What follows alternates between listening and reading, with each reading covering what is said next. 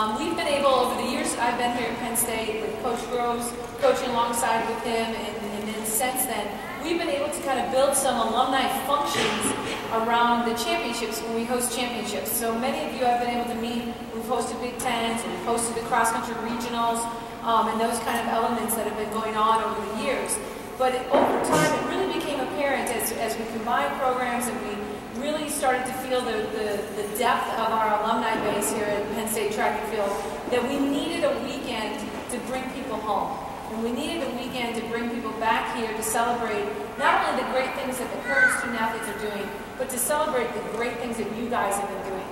And I have to say, I was a little nervous this weekend coming into this last night.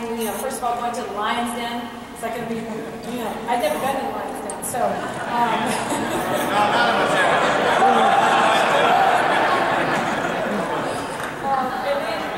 And then today doing, having the meet and greet with the current student athletes, and of course tonight, really just trying to bring this all together and have a connection, because we have such a dichotomy in the sport of track and field from event areas, and now we have 8 decades trying to connect with each other. We have the men and the women. We have the young and the old. And to me, that's what it's all about. To me, it's about bringing people together that have a passion, not only a true passion for our sport, because let's be honest, people.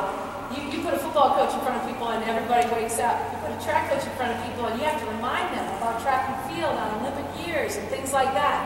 And so when I get around track and field people, there's a comfort level. And then when I get around Penn State track and field people, there's an even more comfort level. So my trepidation on this weekend was really unneeded, because bringing people back, connecting together, telling the stories, meeting the people, hearing Coach Grove's stories, and let's be honest, I should just be talking like this tonight. But spending the time and enjoying the camaraderie and the friendships that span all the eras is what I really want for my tenure here at Penn State. I truly believe in the blue and white. I truly believe in my job, the people I coach, the people I work with, and it's an honor to always represent. So as we go forward, I hope that this spreads, and eventually we're, instead of a third of the turf, we're 3/4 of the turf, and then we fill up the turf and we have to do it somewhere else. So I don't know if we'll always get this weather, but we'll try and always bring this crowd back to Penn State and grow it and grow it and grow. We have one of the largest alumni. The basketball and the guys have said to me they want their goal is to have the largest living alumni group for track and field, not just Penn State, but for Penn State track and field, and that's truly something we can achieve because the blue and white ones run so deep for everybody. So I just want to express that from me, and as we kind of go forward, I think it's worthy of all of us kind of hearing that. It's not about fundraising for me. We need a new track. There's no doubt about it. But that's not why we're here tonight, and it's not why we're here this weekend. We're here to bring people together and to celebrate all that you've done and all that we want to continue to do. So I would be totally remiss. It's hard to fit this into the schedule of introducing my staff, but I have to take the time and introduce my staff. I have the best staff in the country. I've often said that. We have often proved that, and on a daily basis I'm reminded of that as I head into the office and do things. So if you haven't met them yet, I'm going to make them stand up and give a wave so you can identify everybody. But starting with my associate head coach, my sprints, hurdles, and relays coach, phenomenal coach, Chris Johnson.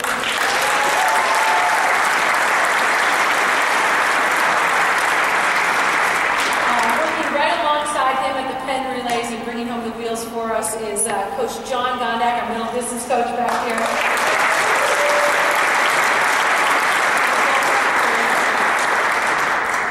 Our jumps coach and women's multis coach, Fritz Spence, right back here.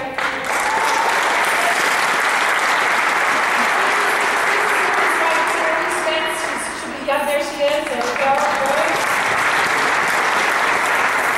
Drew Hardick, our men's high jump and men's multi and pole vault coach. There we go. Andy Vance, our newest member, and his wife, Lisa Vance, one of our softball coaches. And then I think we should all give a very loud and rousing applause for the gal that gets it done behind the scenes and in front of things. Jess Ryden, not only our sports information director, but our director of operations. She does it all. Jess Ryden over here.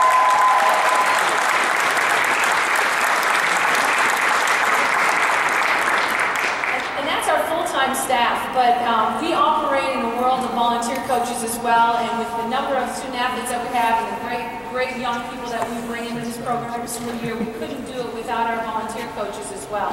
And in no particular order, and please stand, I don't know if I can see them all out there, but we've been fortunate to have the great coaching from a young man, Dr.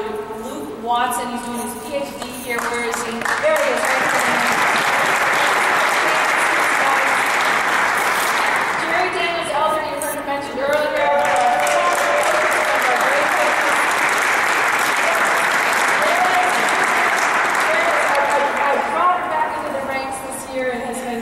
Stuff with our throwers this year. I skipped over Coach Johnson's lovely wife to add her into one of our great volunteer coaches, one of the people who has made the most impact in this program, Gigi Johnson back here.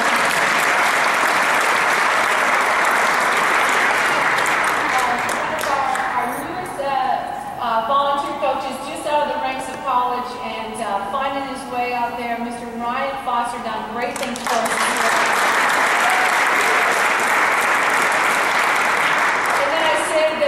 One of ours for last. Couldn't be what we're doing today without the input, the insight, and the great influence of Mr. Artie Gillis. Where is he?